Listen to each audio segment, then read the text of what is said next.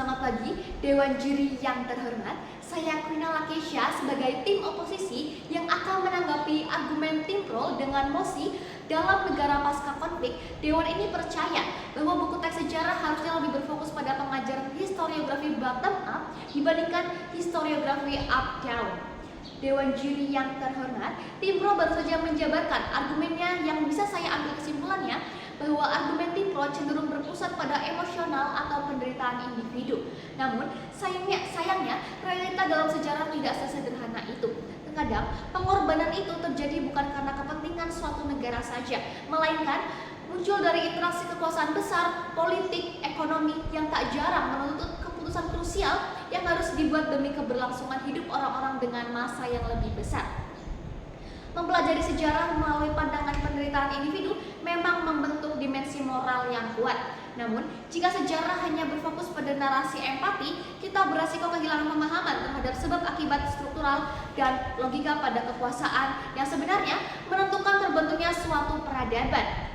Kenapa hal ini penting? Karena sejarah bukan hanya sekedar kumpulan kisah-kisah rasa sakit penderitaan rakyatnya, tapi bagaimana kita bisa memahami bagaimana keputusan-keputusan sulit yang diambil oleh para pemimpin dalam kondisi darurat. Dan hal disinilah yang menjadi dasar kami sebagai tim oposisi akan menyampaikan ketiga argumen kami.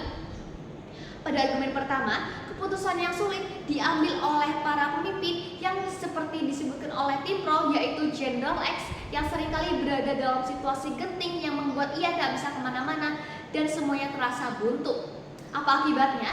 Jika paksaan dan tekanan yang dialami oleh Jenderal X tidak terjadi padanya, maka itu akan berakibat fatal bagi negaranya.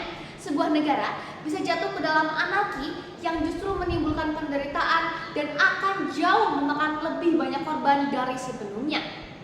Karena mempelajari sejarah dari perspektif kebijakan negara atau perspektif sang pemimpin itu bukan berarti kita seakan mendewakan suatu tokoh dan mengenyampingkan kepentingan rakyat. Tapi ini adalah bagaimana kita dapat memahami mekanisme kekuasaan yang diperlukan untuk menjaga eksistensi sebuah negara di tengah ancaman eksternal. Pada argumen kedua, ketika kita sedang membahas sebuah sejarah, kita harus objektif. Kita tidak bisa melulu fokus pada manusiawi, karena jika itu dibiarkan, itu hanya akan mengubah sejarah menjadi narasi sentimental yang subjektif. Kenapa ini penting? Karena jika kita terlalu larut dalam empati terhadap korban, kita cenderung melakukan penjahatan terhadap pihak lawan secara sepihak tanpa memahami motif strategis di baliknya. Dan ini hanya akan mengubah sejarah yang tadinya alat analisis menjadi alat penghakiman moral. Dan ini berakibat fatal. Apa akibatnya? Hal ini dapat menutup ruang untuk memahami logika internal dari para pelaku sejarah pada masa itu.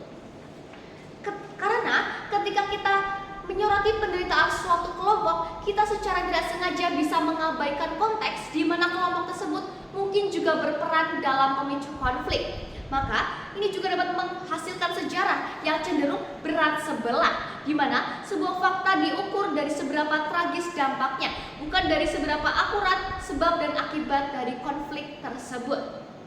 Pada argumen ketiga, kita akan membahas nilai moral yang tidak menentu atau kontemporer karena kepentingan nasional. Tim pro menilai peristiwa masa lalu dengan standar moral hari ini. Hal itu dibuktikan dengan kalimatnya, yaitu penderitaan ini tidak boleh dialami lagi.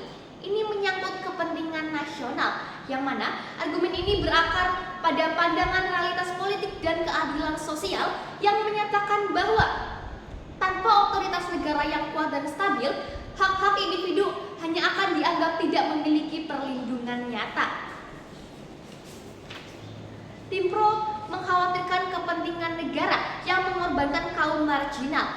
Justru demi melindungi kaum marginal inilah negara harus memiliki kedaulatan atas wilayahnya. Pengorbanan tertentu dalam sejarah seringkali merupakan harga yang dibayar untuk mencegah jatuhnya korban yang jauh lebih banyak. Pada akhirnya, kita harus menyadari bahwa sejarah bukan sekedar kumpulan penderitaan, melainkan sebuah analisis kritis bagaimana suatu peradaban dapat bangkit kembali setelah melalui masa-masa sulit mereka. Dengan begitu, saya sebagai tim oposisi menyatakan bahwa konsekuensi dari argumen tim pro justru berlawanan dengan realitas sejarah. Terima kasih. 20 menit ya?